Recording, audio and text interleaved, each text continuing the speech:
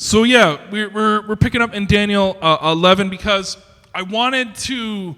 We went through a lot last week, and I wanted to make sure that I kind of left these last two pieces together. There most of the time a lot of times people read all of chapter 11 and 12 together, but I wanted to split these two pieces apart because we're gonna do a bit of history, a bit of still future prophecy and stuff like that, and I want us to kind of go through it quickly, and I can kind of unpack some of the ideas that I've even brought up all the way back in like Daniel chapter 6 and 7 that we talked about so long ago. But let's start here in Daniel chapter 11 and verse 36. We're going to continue on with the story, and if you remember, when we look back at history, we see that this was very likely Antiochus the Fourth. And it says, the king will do as he pleases. He will exalt and magnify himself above every god and will say unheard of things against the God of gods. He will be successful until the time of wrath is complete. For what has been determined must take place. He will show no regard for the gods of his ancestors or for the one desired by women, nor will he regard any god, but will exalt himself above them all.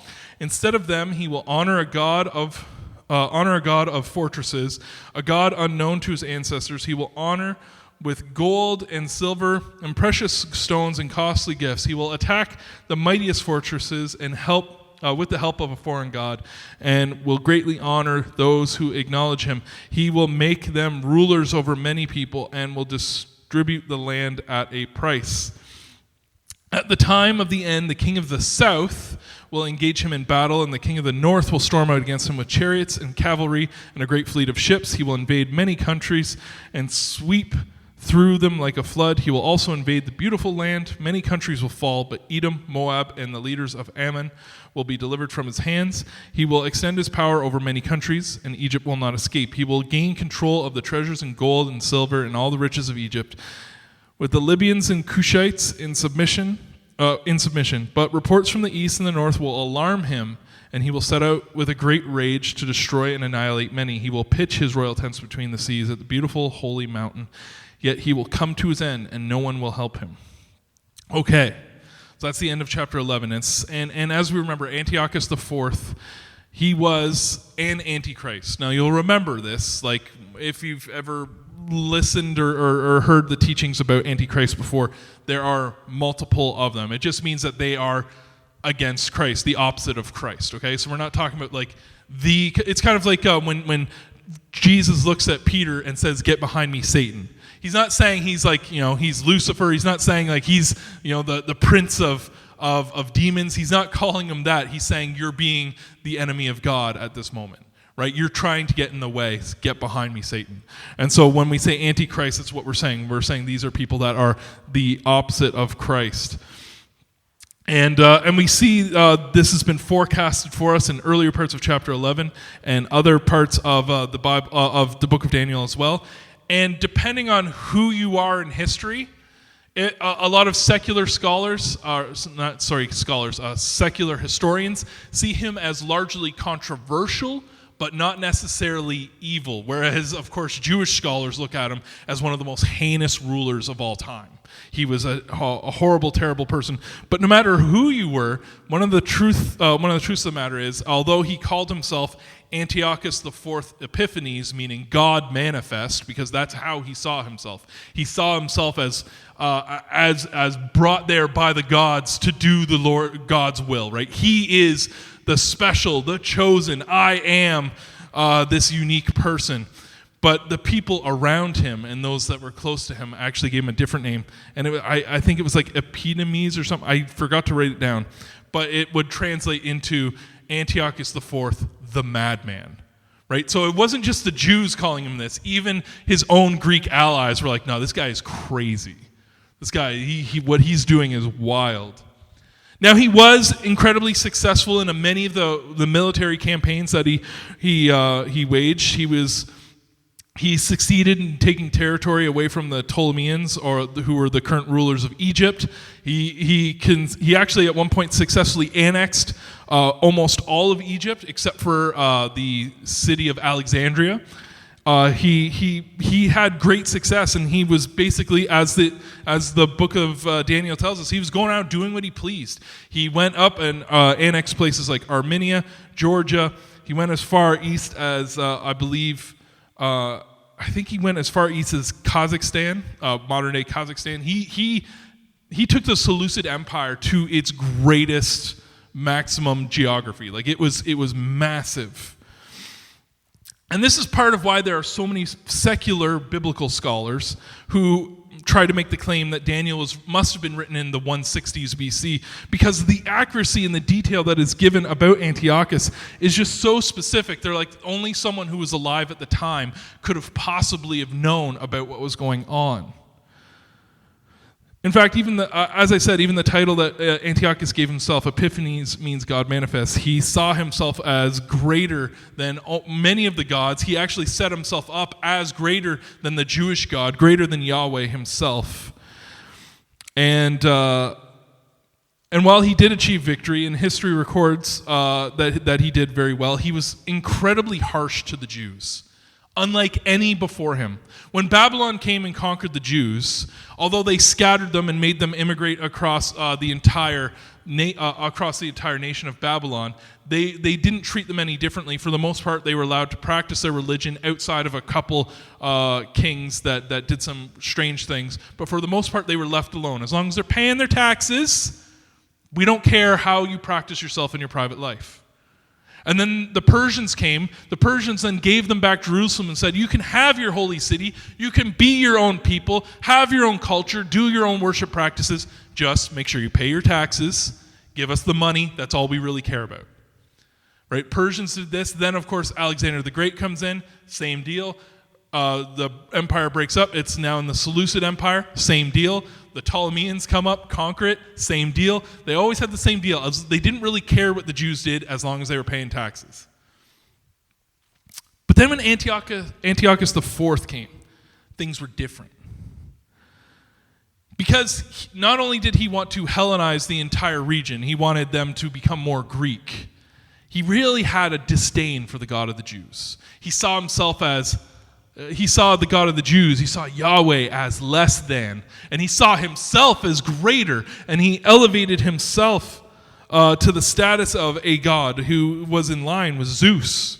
So how could this God of the Jews, whom we so easily conquered, how could he possibly have any power? At one point, Antiochus IV even made it illegal to practice Judaism, to observe the Sabbath, or to even circumcise your children. As a result of all of this oppression going on for over a decade, the Maccabean revolt began. And it was in an effort to put down the revolt and stop the civil dispute, he slaughtered 80,000 Jews.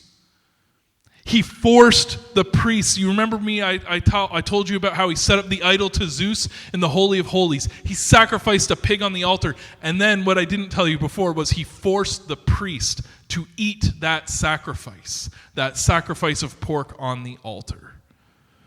Right? This guy, he is seen in, if you read about him in 2 Maccabees, which is of course a Jewish account, this dude is looked at as one of the most evil people of all of history.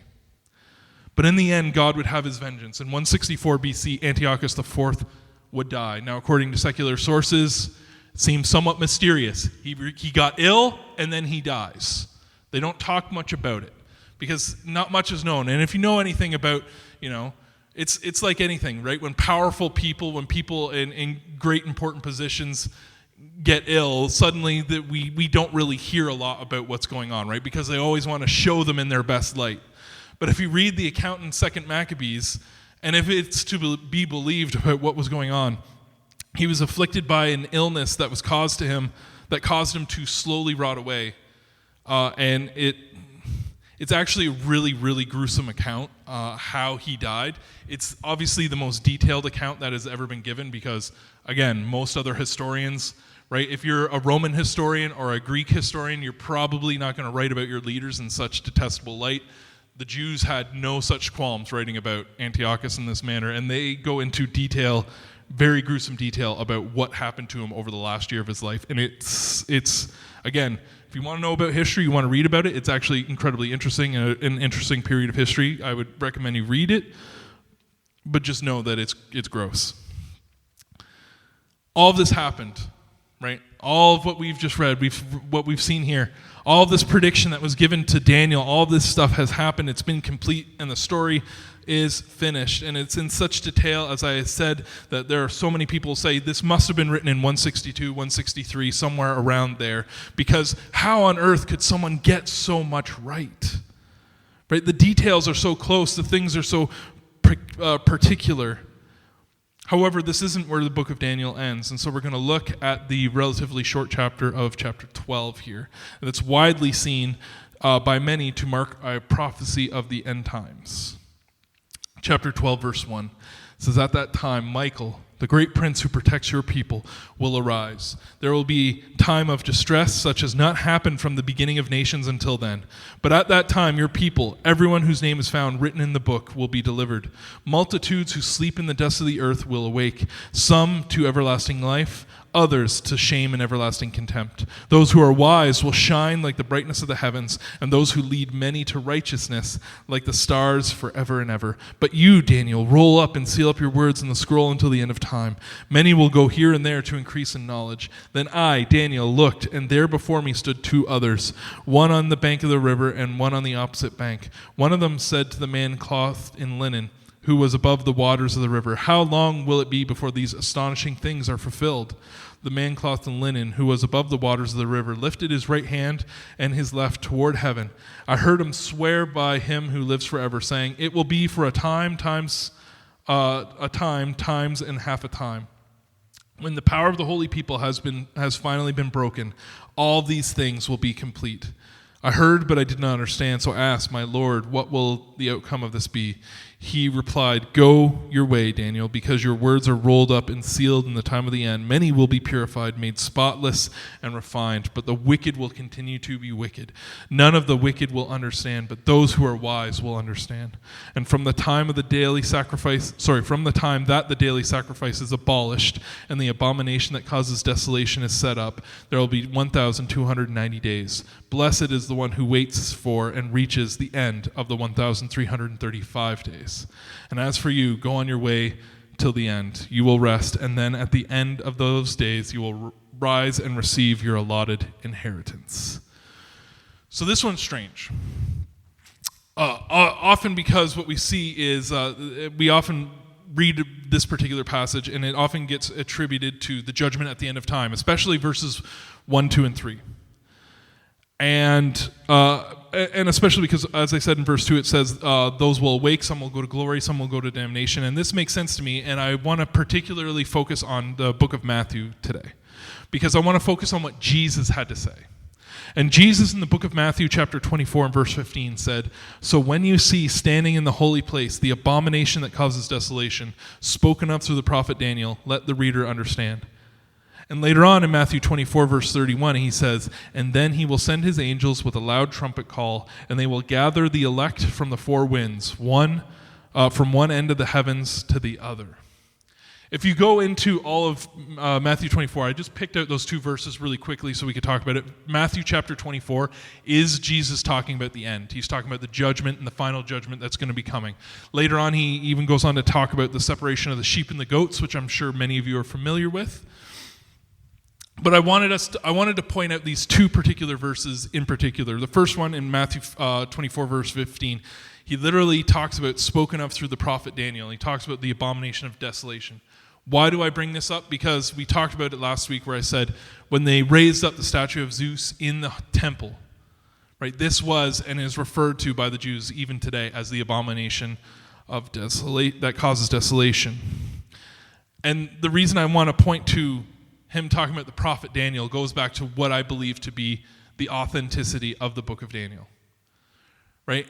I believe that Jesus Christ was born and lived here on this earth. Not only do I believe, not only do whatever it is it like 1.8 billion Christians believe this, but all of the Muslims of the world also believe this because he's mentioned many, many times in the Quran. right? And they believe too that Jesus was alive. Like there's not many people on this earth who think that Jesus wasn't real.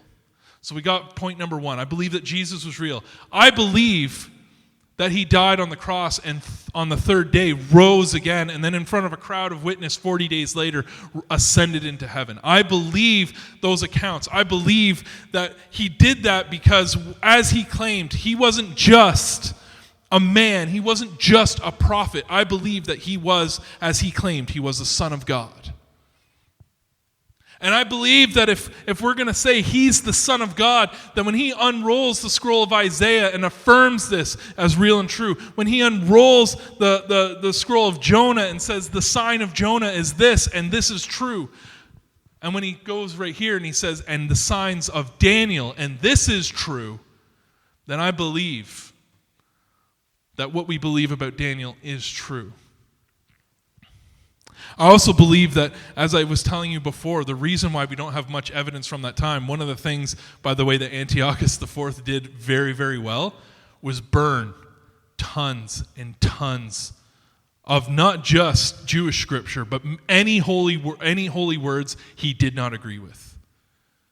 As much as he could find. Any amount he could find. In fact, if you were caught harboring old tablets or papyrus or any pieces of scripture, you literally were putting your life on the line.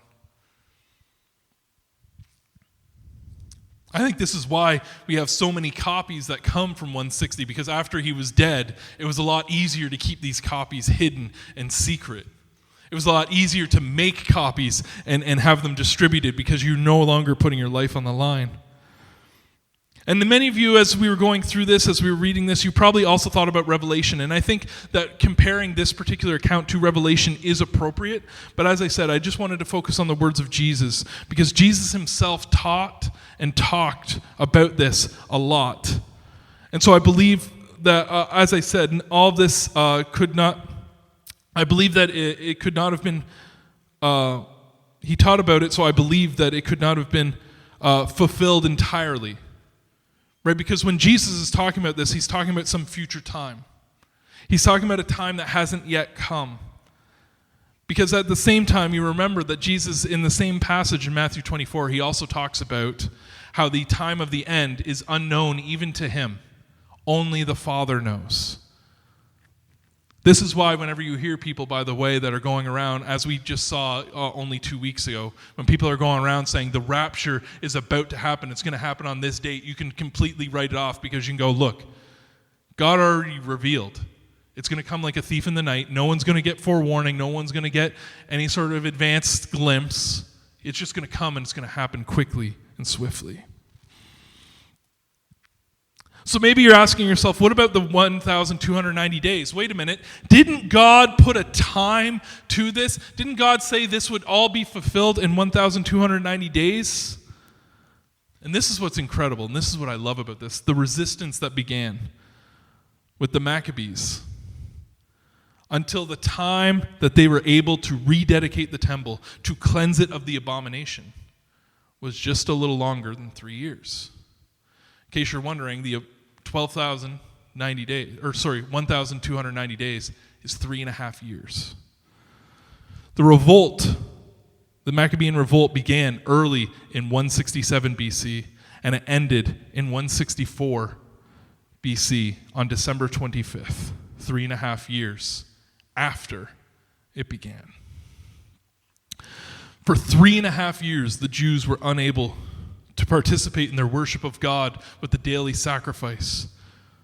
But after 3.5 years, they once again were able to worship God once more in the temple. This prophecy was fulfilled, but not all of it. Verses 1 and 2 that Jesus brings up of chapter 12 clearly indicate that there is going to be a time of judgment for the great white throne.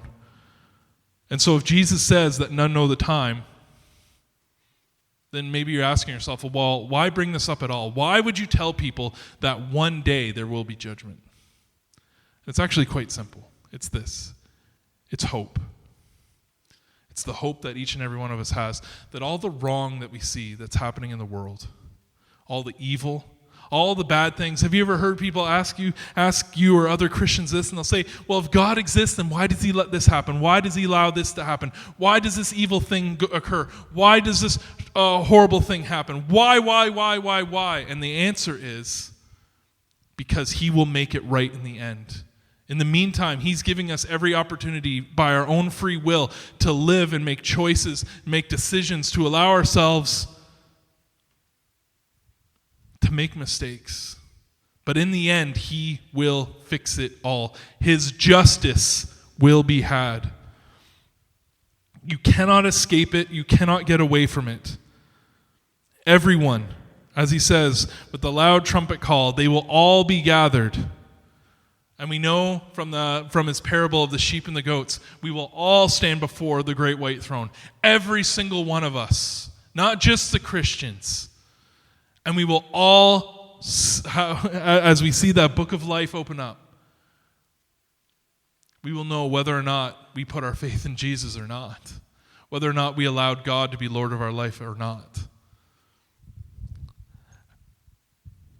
And then God will make everything right in that moment. Justice will be had, and the vengeance will be Lord's. As the angels are sitting here giving this vision to Daniel, he's saying, don't worry, Daniel. I know that things look bad. I know that things are going to get worse. And they'll get better for a time. For a long time, it will wax and wane. And if you're a Jew and you look back across history, you know there was a lot of waning and not a whole lot of waxing. Right? There was a lot of bad times as we look back through history. But there was good as well. And we know that in the end, the ultimate good will happen. Don't fret, Daniel. The temple will be restored. The vengeance will be God's. And in the end, justice will come. All debts will be paid. All crimes will have justice. This is the very same hope that Jesus told each and every one of us, that he reaffirmed from the book of Daniel once again. Don't worry.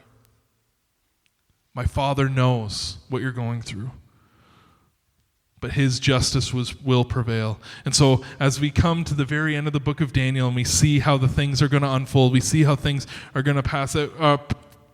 It's funny because there are so many people that read the books like Revelation. They hear about things like the judgment and they feel so negative about it. And I always ask, well, why would you feel bad about justice finally happening? Is it maybe because you're feeling a bit of conviction in your soul? Maybe you need to make things right between you and God. Because I know that I was one of those people when I was first coming before God, when I was a brand new, I wouldn't say a new Christian, but I was a curious person trying to examine the faith for myself. And I was reading these things and I was going, well, this doesn't sound right. How could this possibly be okay? How can God do this thing? And then the more that I studied it, the more I realized, yeah, because guess what? It's called accountability. We can't escape it. We're all accountable for what we do, for what we say, how we act. The thing. Would you rather it be we all get away scot-free? That's not right. No one here would ever. No one here. Like one of the major cries of our hearts is a cry for justice. And what God is telling us here at the end of the book of Daniel is, don't worry, justice will be satisfied. So then where does that put us? It puts us in a place where we have to ask ourselves, are we right with God? Do we got our lives right with God? Is my heart full of bitterness and hate and envy and spite? Or do I allow myself forgiveness? By the way, that's one of the things I've talked, like Rebecca and I have talked about this ad nauseum. One of the beautiful things about forgiveness is that people often think, oh, forgiveness is letting someone off the hook. No. Forgiveness is purging the poison out of your own heart. It's letting it go. Forgiveness isn't releasing justice. Forgiveness is allowing yourself to let it go. That you could allow love and light to enter into your heart. So that's the only thing that we have to ask ourselves as we look at this, as we look at the end times, as we know the judgment's going to come. We have enough of advance warning. We don't know when it's going to come, but we know it will. So are you right with God? because maybe these next moments are the only ones that we have left. Maybe we have another day, another week, another month, another year. We don't know.